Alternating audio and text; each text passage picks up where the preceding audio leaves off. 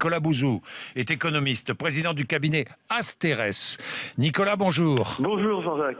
Nicolas, vous venez d'entendre Henri Emmanuelli qui modère, qui calme les ardeurs de tous ceux qui, à la gauche du PS, voudraient partir en révolte contre la politique conduite par Manuel Valls. Vous avez entendu ça, Nicolas Bouzou? Non, mais c'était très bien. En réalité, même la gauche du PS est consciente du fait qu'il y a un souci de compétitivité des entreprises. En plus, Henri Emmanuelli, c'est un élu local, donc il voit ça, lui, dans son coin. Alors, vous savez, c'est vrai qu'en France, on aime bien les débats. Donc là, on est en train d'avoir un débat un peu théologique entre, d'un côté, ceux qui disent il faut aider les entreprises, il faut relancer l'offre, et ceux qui disent il faut aider les ménages, il faut relancer la demande. Bon, quand on regarde les indicateurs économiques de la France, très clairement, ce qui pêche, c'est la compétitivité des entreprises. Enfin, on peut tourner 10 fois autour du pot, mais tous les indicateurs le montrent. On a un déficit commercial qui est très important.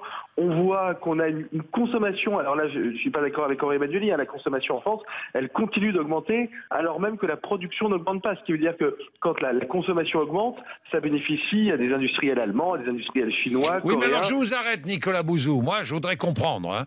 Je suis néophyte, je ne profane, je ne... Bon, Nicolas, les Français disent nous n'avons pas d'argent, le pouvoir d'achat baisse, mais la consommation continue à augmenter. Oui. Alors, comment ça se fait? Oui, parce qu'on a un réservoir d'épargne en France qui est très important. Les Français sont parmi ceux qui épargnent le plus dans les pays riches. Et quand on a des difficultés de pouvoir d'achat, ce qui est le cas en ce moment, on voit que l'épargne a tendance à baisser au bénéfice de la consommation. Donc les gens ont le sentiment que leur niveau de vie diminue. Ce qui est vrai, c'est que leur pouvoir d'achat baisse. Ça, c'est tout à fait juste. Mais ils arrivent à maintenir à peu près leur consommation.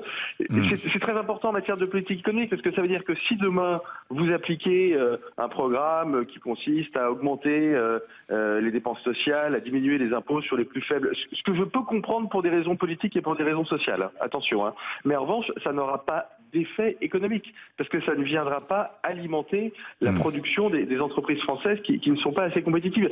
C'est pour ça que la bonne... Enfin, je mets les pieds dans le plat, si vous le permettez. Vous avez raison de mettre les pieds dans le plat, Nicolas Bouzou. Je serais peut-être le dernier dans ce pays à penser ça, mais je pense que la politique Hollande-Valls, c'est la bonne. Je pense que la politique du pacte de responsabilité est la bonne politique. Le problème, c'est qu'elle n'a pas donné d'effet pour la simple et bonne raison qu'elle n'a pas été encore mise en œuvre. Elle va être mise en œuvre. D'ailleurs, c'est absolument incroyable. On nous a parlé de ce pacte de responsabilité, le président de la République, au mois de janvier dernier. Oui, et on est pratiquement en septembre.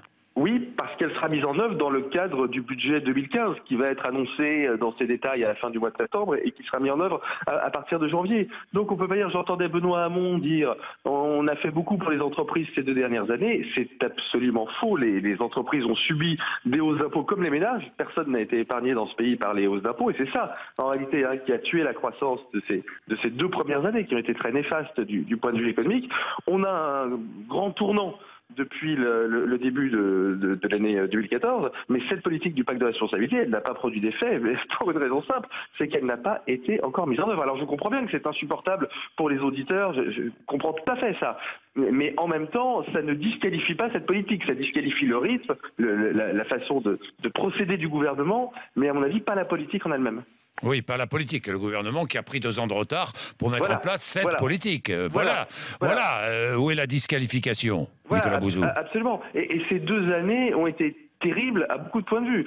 Et notamment à 2 points de vue, vous avez donc eu ce choc fiscal absurde. La France est le seul pays en Europe à avoir procédé à un choc fiscal aussi important. Donc vous avez eu ce choc absurde, et puis vous avez eu une politique du logement, la fameuse loi Allure de Cécile Duflot, qui a eu des effets absolument dramatiques sur le secteur du logement. Donc, et d'ailleurs, le Premier ministre et le gouvernement essaient de détricoter cette loi.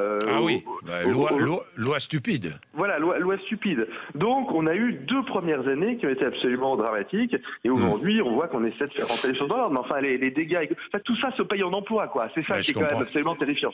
Mais évidemment. Merci Nicolas Bouzou, c'était très clair, très intéressant.